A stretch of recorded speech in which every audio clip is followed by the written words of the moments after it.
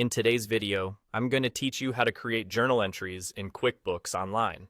Whether you're new to QuickBooks or just looking to refine your skills, this tutorial will guide you step by step through the process, ensuring you're confident in handling your finances. Let's dive in.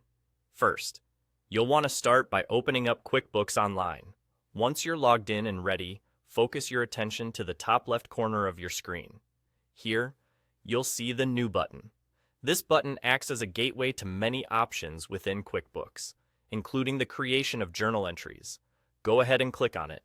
This action will present you with a drop-down menu showcasing several options, but for today's purpose, we'll select Journal Entry. This choice is crucial, as journal entries are often used to either input entries that recur regularly or to correct errors from previous records.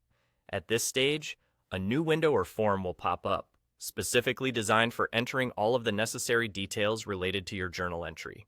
It's essential to gather and review all the relevant information you have before you continue. Think about the accounts that need to be debited or credited, and any other essential information pertaining to this transaction.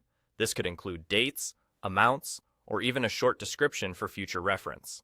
Start by entering the date of your journal entry. It's important to set the correct date, as this will determine the period of financial statements the entry will be applied to.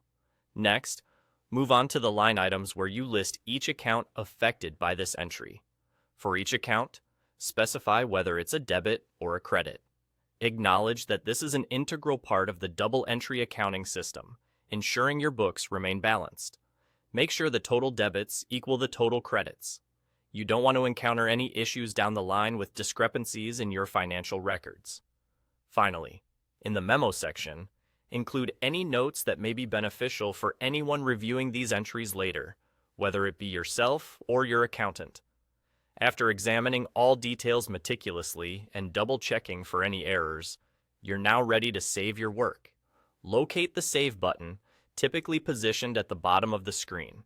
By clicking it, you're preserving all your inputs and completing the process. And there you have it.